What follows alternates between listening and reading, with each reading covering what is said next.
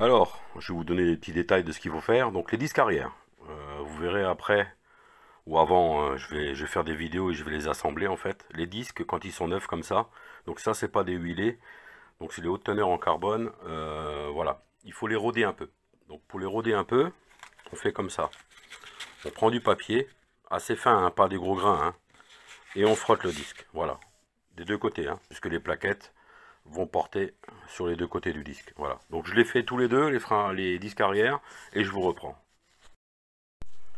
Voilà. Donc là, je les ai poncés légèrement, hein. Donc vous prenez le papier, vraiment, vous faites des mouvements circulaires. Voilà. Là, on voit que il faut en fait, parce que si vous voulez, ils sont mat. Et le côté mat, ben, c'est tout simplement une protection contre la rouille, hein. Donc vous avez les disques soit huilés, soit avec un revêtement de protection dessus.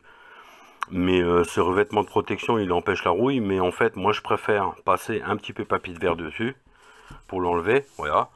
En même temps, on fait en quelque sorte un petit rodage déjà, puisque ça, sinon, ben, vous le feriez directement avec disque, plaquette sur la voiture et en freinant. Donc on sait tous qu'on a un freinage opérationnel, on va dire à 100%, au bout de 200-250 km. C'est ce qu'on appelle un rodage, d'accord? Donc là, en l'occurrence, ben, on aura en quelque sorte réalisé un pré-rodage, quoi. Hein, voilà, on voit bien, hein, vous voyez? Voilà, donc j'ai fait des mouvements circulaires. J'ai juste enlevé la petite pellicule de protection, hein, puisque quand les disques sont huilés, il faut les nettoyer ou nettoyer en frein. Mais quand ils sont revêtus comme ça d'une protection, en espèce d'une quelque sorte une peinture, ben, il faut les apprêter, les préparer un petit peu, les roder légèrement. Pourquoi? Ben, parce que sinon les plaquettes, voilà, ça c'est les plaquettes avant, hein, ça c'est les disques arrière, donc les disques sont à côté de la voiture. Mais en fait, les disques, ce qu'ils vont commencer à manger en premier, ben, c'est tout simplement le revêtement, quoi, l'espèce de peinture de protection qu'il y a sur les disques. Donc du coup, avec la chaleur, vous risquez de glacer un peu vos plaquettes. Voilà. Donc du coup, moi je préfère faire comme ça, et on a un pré-rodage, et on a, on va dire, comment dire, le temps que les plaquettes épousent bien les disques, parce qu'on est bien d'accord que les disques, voilà, il n'y a pas un moule plaquette disque identique. Les plaquettes sont faites dans une usine, les disques dans une autre. Donc pour avoir le côté bien en contact à 100% de la plaquette sur le disque, il va falloir quelques kilomètres, quelques freinages, pour qu'à l'usure, ça commence à s'assembler, on va dire, à s'épouser comme il faut, parfaitement, qu'il y ait un contact parfait, quoi, entre les deux matières. Bah, bien entendu, là, je les ai pas nettoyés, mais je passerai un coup de nettoyant en frein quand j'aurai fini de les monter sur la voiture, hein. Toujours, hein. Et nettoyer en frein des deux côtés, hein. Parce que j'en vois plein qui balancent du nettoyant en frein sur la face, qui mettent l'étrier, mais le côté opposé du disque, il y a aussi une plaquette, hein. Donc il faut bien dégraisser les deux côtés, quoi. Voilà. Donc après, ce que je conseille, ben j'aime pas, mais c'est mettre des gants pour toucher les disques. Comme ça, vous évitez de mettre de la graisse partout, quoi. Surtout au moment où vous mettez les disques, surtout. Vous voyez, au moment où vous mettez les disques, vous mettez des gants propres. Ça coûte rien, des gants de chirurgien à la con, là. Et du coup, vous ne mettez pas de graisse dessus, vous passez un bon coup de nettoyant en frein. Ensuite, vous mettez l'étrier. Parce que si vous nettoyez avec l'étrier en place, bah, il y a la partie où il y a les plaquettes qui n'est pas nettoyée. Et voilà. Donc, bon, bah, on va se rejoindre de toute façon étape par étape. Là, pour l'instant, comme vous avez pu le comprendre, je vais attaquer l'arrière, donc les amortisseurs et tout ça. Allez, à plus. Voilà les amis, donc bah, on va profiter de la gueule du vieux disque. Alors on le voit, hein. Bah, c'est du disque d'origine en fait, je viens de vérifier. Mais bon, regardez. Franchement. Et les plaquettes. Voilà. Donc, plaquette est pas morte, hein. Mais, bon. Si vous regardez bien. Voilà. C'est des plaquettes d'origine. Donc 60 000 km. Mais elles ont bientôt 22 ans, dans 4 mois. Eh oui, hein. Donc disque, ben, au niveau du toucher, on sent bien qu'il est un peu bombé, quoi, hein, voilà.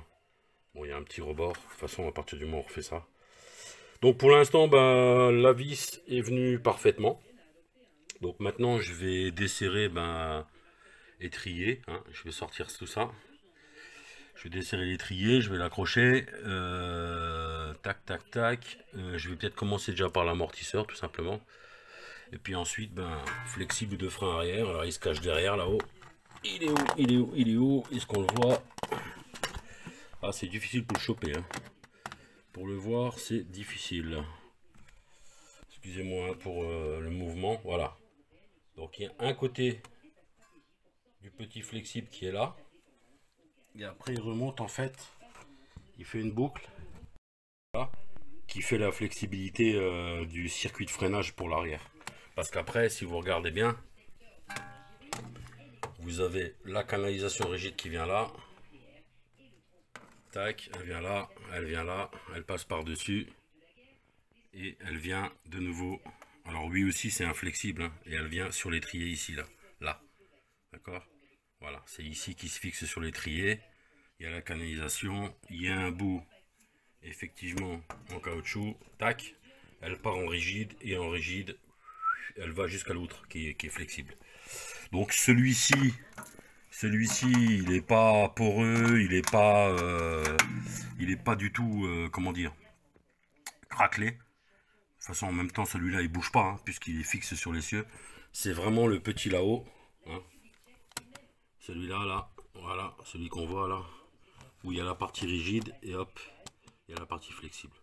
Donc c'est un peu chiant d'accès, je vais voir, mais bon, de toute façon, il faut le faire. Allez, je vous reprends. Bon voilà, j'ai nettoyé, donc bien nettoyé ici la surface, hein, pour que le disque vienne bien porter à plat et comment dire, qu'il n'y ait pas d'impureté entre le disque et la surface. Donc j'ai bien brossé.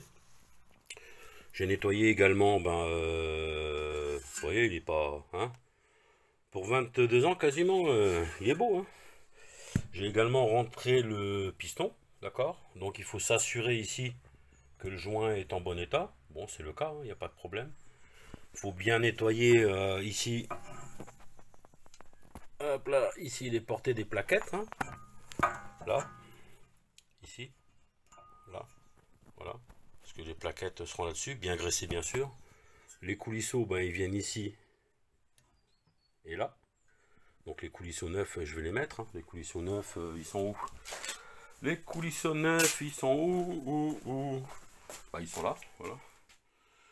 Donc je vais mettre les coulisseaux neufs avec les soufflets, la graisse et les vis d'étrier neufs, voilà. Je vais d'abord, avant de mettre le disque, tout ça, je vais d'abord changer l'amortisseur, d'accord. Donc ben les deux là, celui du bas ici, comme ça l'amortisseur sera en place, et ensuite je termine par la mise en place du disque, les plaquettes étriées, bien graisser ici, mettre de la graisse cuivrée, sur les extrémités des plaquettes en fait, hein, parce que les plaquettes en fait, qu'est-ce qu'elles font? Elles font un mouvement, latéral, donc il faut que ce soit bien graissé ici et ici, comme ça couine pas. Quoi d'autre? Oui, j'ai nettoyé aussi ici, c'est la bague ABS ici. Est-ce que j'ai une lampe pour vous là, pour être sympa quand même? Voilà, ça c'est la bague ABS en fait, toutes ces petites lamelles là, tac tac tac tac. Et là, c'est le capteur ABS ici là, le petit truc en plastique qui ressort là, c'est-à-dire ça là. Ça c'est le capteur ABS, donc je vais en profiter pour le nettoyer. Et ça, c'est donc la couronne. Hein, il détecte pas de métal, pas de métal, métal. Et c'est comme ça qu'il voit la rotation de la roue et qu'il sait si la roue elle bloque.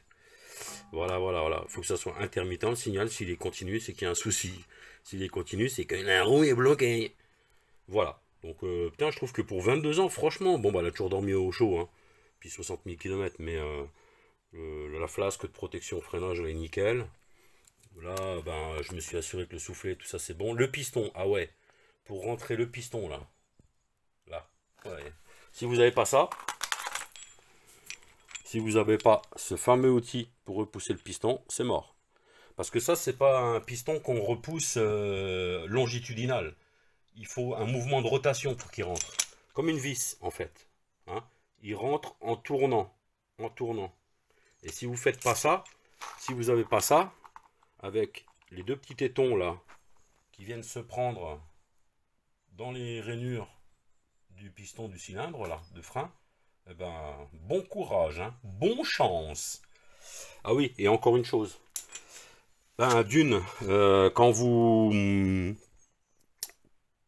Alors vous calez l'avant, hein, parce que vous allez caler, moi les deux roues à l'arrière sont levées, donc il faut mettre des cales sur les roues l'avant, hein, parce que le frein à main, ben, c'est les roues arrière, et bien entendu, il faut desserrer le frein à main pour que les mâchoires lâchent les plaquettes, hein, parce que sinon pour enlever l'étrier vous n'y arriverez jamais, hein. Voilà, et aussi chose importante, il faut rouvrir le bocal de liquide de frein sous le capot devant, parce que quand vous repoussez le piston, vous allez chasser du liquide. Et si c'est pas ouvert au niveau du bocal de liquide de frein, pourquoi je dis refroidissement, du bocal de liquide de frein, et ben en fait, il y a pas, on peut pas faire pression pour que ça pousse. Alors que là, on pousse et le niveau de l'autre côté, il remonte dans le bocal. Alors moi, j'ai déjà vidé un peu le bocal parce que de toute façon, quand je vais purger, je vais de nouveau remettre du liquide de frein neuf, hein. Puisque l'année dernière, si vous avez suivi quand je l'ai acheté, j'avais déjà fait une purge complète jusqu'à avoir du nouveau liquide de frein à l'arrière et à l'avant partout. Mais là, je vais refaire pareil parce que ça fait pas de mal de rincer et d'être tranquille au niveau freinage. Bon, bah, je continue, puis bah, je vous montre la suite, les amis, hein. Voilà, les amis. Donc, disque en place, amortisseur en place, neuf, hein, buté et tout, tac tac. Donc, tout ça, c'est nickel. Les plaquettes, elles sont en place. Je vous parlais des coulisseaux. Moi, ce que j'aime bien faire, vous voyez, bien les graisser. Et là, du coup, ils sont magnifiques, quoi. Voilà. On a un bon mouvement, quoi. Voilà, voilà, voilà. Ça, pour que l'étrier revienne bien. Hein. Donc bien bourré de graisse à l'intérieur, bien nettoyé avant, bien graissé, voilà. Et puis en même temps, on a quelque chose de propre là. Voilà, on a un bon retour, parce que c'est quand même un étrier, hein, donc il faut que les plaquettes puissent revenir en arrière, sinon ça grippe. Voilà, c'est nickel. Ok, bah je remets l'étrier en place. Je purge parce que j'ai changé le flexible, hein, comme je vous l'ai dit. Voilà, le flexible derrière là-bas, je ne sais pas si on va le voir. Voilà, le flexible il est neuf, hein. Voilà, le flexible est neuf. Je sais pas si on va. Ouais, c'est un peu chiant quoi. Voilà, voilà. Celui-là il est neuf. Et celui-ci c'est important parce que c'est celui qui absorbe les mouvements du châssis, puisque l'autre flexible qui a étrié, c'est du rigide. Voilà, voilà. Maintenant, j'ai plus qu'à attaquer l'autre côté. Allez, je vous repasse la suite quand je suis à l'avant.